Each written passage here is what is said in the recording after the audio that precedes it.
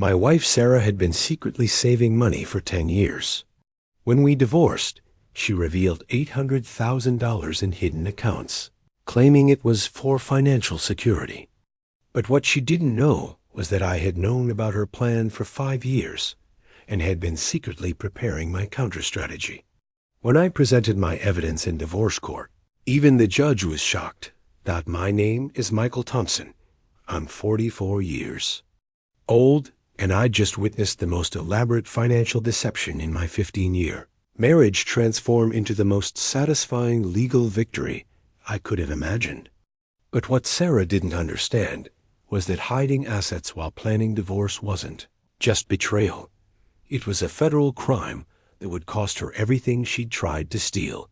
Standing in the divorce court, 6 months after discovering Sarah's secret financial empire, watching her attorneys scramble to explain why his client had committed perjury and asset concealment, I felt the deep satisfaction of a counter-strategy that had taken 5 years to develop and 6 hours to execute perfectly. But according to Sarah's version of our marriage, she had been protecting herself from Michael's financial irresponsibility. The marriage that had been systematically undermined by financial deception was our 15-year partnership, during which Sarah had played the role of a supportive wife while secretly building a hidden financial empire designed to devastate me during divorce proceedings. To understand how Sarah had been able to conceal $800,000 in assets while maintaining the facade of a transparent marriage, and how I had been able to document her deception while preparing my own legal strategy, I need to explain the 5-year investigation I had conducted and the evidence that had ultimately exposed her criminal activity. I had married Sarah Mitchell in 2008, when we were both 29 years old and starting our professional careers. I was a software engineer earning $85,000 annually, and Sarah was a marketing coordinator making $52,000. We had seemed financially compatible and committed to building a life together. I want us to be completely transparent about money, Sarah had said during one of our early conversations about marriage. Financial secrets destroy relationships. We should share everything and make decisions together. I completely agree. I had replied, open communication about finances is essential for a successful marriage. We had established joint checking and savings accounts, had combined our financial planning, and had appeared to be managing our money as a true partnership. This is what marriage should look like, Sarah had often said. No secrets, no hidden agendas, just two people working together toward common goals. For the first 5 years of our marriage, our financial arrangement had seemed genuinely transparent. We had discussed major purchases, had planned vacations together, and had made investment decisions through mutual consultation. I'm so glad we can trust each other completely, Sarah had told me during our 5th anniversary dinner. Some couples fight about money constantly, but we figured out how to make it work. But by 2013, I had begun noticing subtle changes in Sarah's behavior around money and her increasing interest in financial privacy that contradicted her earlier commitment to transparency. I think we should have some individual savings accounts, Sarah had suggested during one of our monthly financial reviews. Not for secrets, just for personal purchases and gifts for each other. That makes sense. How much were you thinking? Maybe a few $100s each month, just for personal expenses and surprise purchases. Sounds reasonable to me.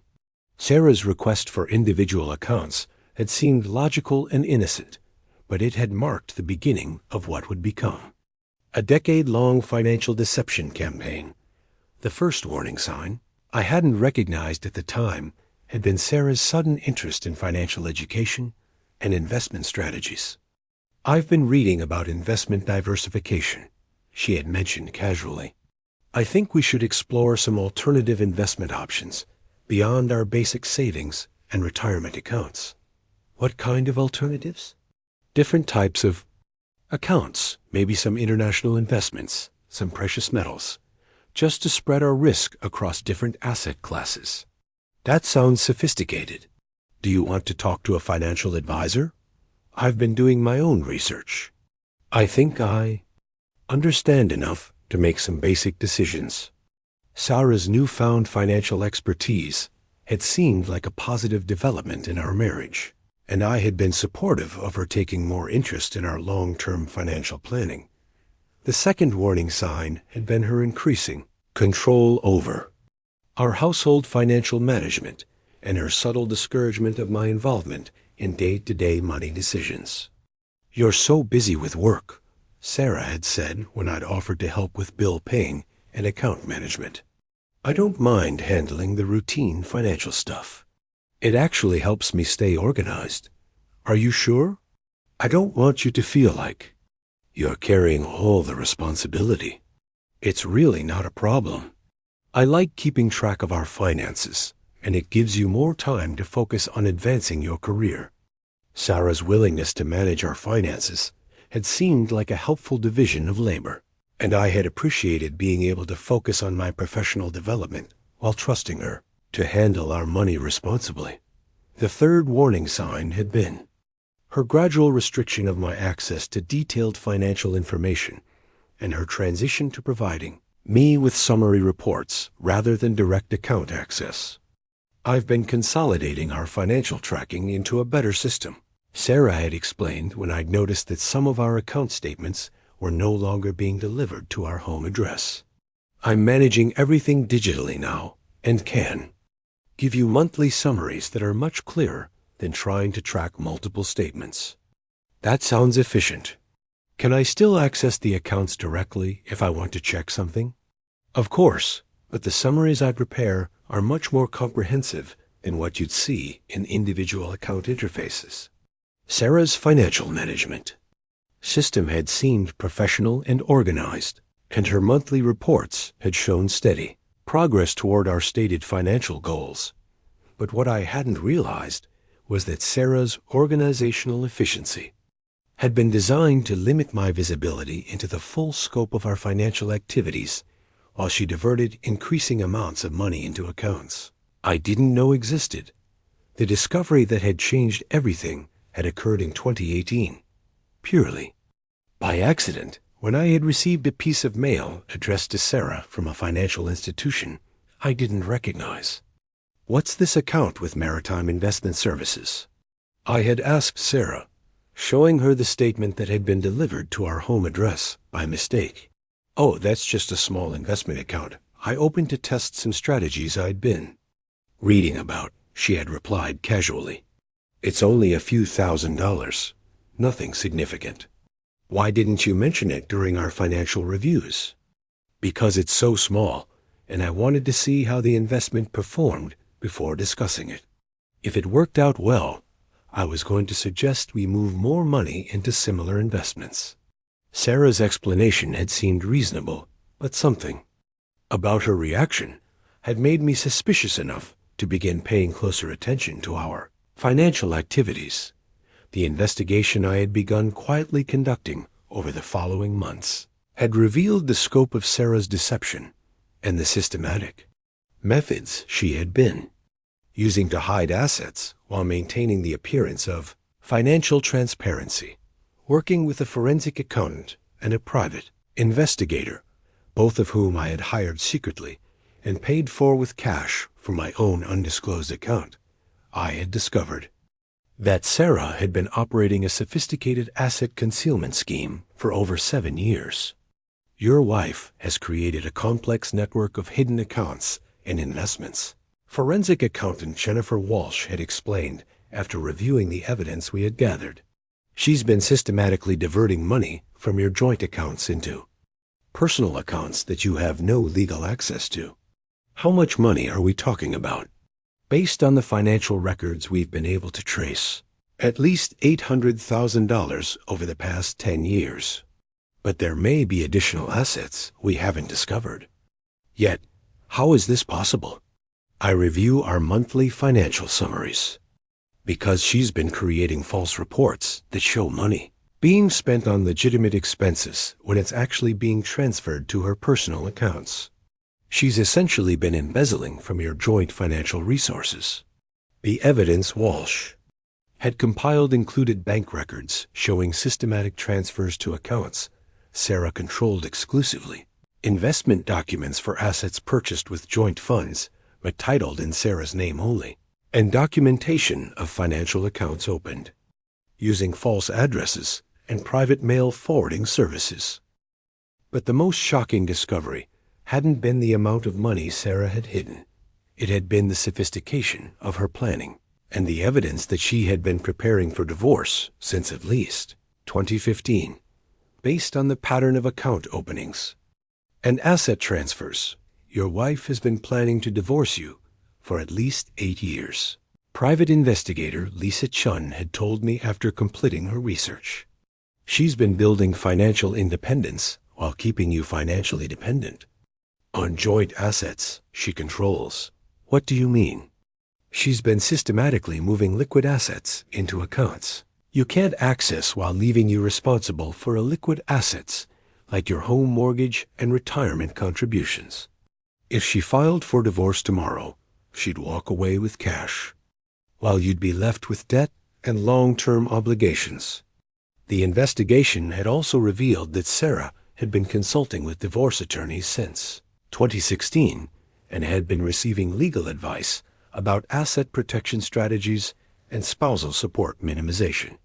Your wife has been preparing for this divorce longer than most people prepare for their careers, Sean had continued. She's been following a systematic plan designed to maximize her financial position while minimizing yours. But what Sarah hadn't anticipated was that I had been aware of her scheme for 5 years and had been developing my own counter-strategy with the help of legal and financial professionals. The evidence I had been gathering included comprehensive documentation of Sarah's hidden assets, records of her asset concealment activities, proof of her perjury during our joint financial planning discussions, and evidence of her criminal violation of our state's marriage asset disclosure laws. Your wife has committed multiple felonies, attorney Patricia Martinez had explained after reviewing my evidence files. Asset concealment during marriage, perjury during joint financial planning, and violation of state marriage financial disclosure laws. This isn't just divorce misconduct, it's criminal behavior. What does that mean for our divorce proceedings? It means she's going to lose everything she tried to steal. Plus, she'll likely face criminal charges for financial fraud. The confrontation I had been planning for 5 years had finally arrived in March 2023, when Sarah had announced that she wanted a divorce. Michael, I think our marriage has run its course, she had said, during what I thought would be a routine dinner conversation. We've grown apart, and I think we'd both be happier if we separated. This is very sudden. Can we try counseling first? I've been thinking about this for a long time. I think divorce is the best option for both of us. What about our finances? We'll need to divide our assets fairly. I've already consulted with an attorney. The division should be straightforward since we don't have many significant assets. Sarah's claim that we had few assets had been the moment I had realized she was implementing the divorce strategy she had been planning for years. Actually, Sarah, I think our asset situation is more complex than you might realize, I had replied calmly. What do you mean? I mean that I'm aware of all the accounts you've been hiding, and I have comprehensive documentation of your asset concealment activities. The expression on Sarah's face had been priceless, a mixture of shock, fear, and disbelief that her decade-long deception had been discovered. I don't know what you're talking about. Maritime Investment Services, Cayman Islands Trust, Alpine, Asset Management, Secure Financial Holdings. Should I continue? Sarah had gone completely silent, realizing that her financial empire had been exposed. The divorce proceedings that had followed had been swift and devastating for Sarah. The evidence I had presented had shocked even the experienced family court judge. Mrs. Thompson, you stand accused of systematically concealing $847,000 in marital assets over a 10-year period. Judge Robert Williams had said during our first hearing, "How do you respond to these allegations?" "Your Honor, those accounts were for our joint financial security," Sarah had replied weakly. "Then why were they opened exclusively in your name and hidden from your husband?" I was trying to protect our savings from market volatility." "By lying to your husband for 10 years and violating state marriage financial disclosure laws?" Sarah's attorney had been unable to provide any legal justification for her behavior, and the judge had been clearly unimpressed with her explanations. The court's ruling had been comprehensive and punitive. Sarah had been ordered to transfer all hidden assets to joint control, had been found guilty of asset concealment and perjury, and had been required to pay my legal fees and forensic accounting costs. "Mrs. Thompson, your behavior represents a fundamental violation of marriage financial laws and a betrayal of your spouse's trust," Judge Williams had stated during his final ruling. "You will transfer all concealed assets to joint ownership, pay $85,000 in legal fees and investigation costs, and you will receive no spousal support due to your criminal misconduct." Additionally, Sarah had been referred to the State Attorney General's office for potential criminal prosecution related to her asset concealment and perjury. But the most satisfying aspect of the case hadn't been the financial victory. It had been Sarah's realization that her decade of planning had been completely ineffective against someone who had been equally strategic in preparing for her betrayal. "How long have you known?" Sarah had asked me after the final hearing. 5 years, I had replied. "I've been documenting everything since 2018. Why didn't you say anything?" "Because I wanted to see exactly how far you were willing to go, and I wanted to make sure I had comprehensive evidence of your criminal activity. This isn't over. Actually, it is. You have no money left to pay attorneys, and you're facing potential criminal charges. It's completely over." The aftermath of our divorce had been swift and final. Sarah had been forced to liquidate her hidden assets to pay legal fees and court-ordered restitution, had been unable to find employment due to her legal troubles, and had been forced to move in with her parents while dealing with potential criminal charges. Karma is a powerful force in divorce cases. Attorney Martinez had observed while reviewing the final settlement documents. 2 years after our divorce, I had recovered all the assets Sarah had attempted to steal, had purchased a new home with money that would have been hidden from me permanently, and had been able to start a new relationship with someone who shared my commitment to financial transparency. The best revenge against financial infidelity is financial justice. I had reflected while reviewing my recovered assets and planning my new life. The wife who had thought she could steal our marriage assets through a decade of deception had learned that transparency works both ways, and that the spouse you're deceiving might be more strategic than you realize. Sometimes, the people who think they're the smartest person in the room discover they've been outplayed by someone who was watching them the entire time. And sometimes the most elaborate financial deceptions fail because they're built on the assumption that the other person is too trusting or too naive to recognize what's happening. Sarah had spent 10 years building a financial empire designed to devastate me during divorce, never realizing that I had been building a legal case designed to expose everything she was trying to hide.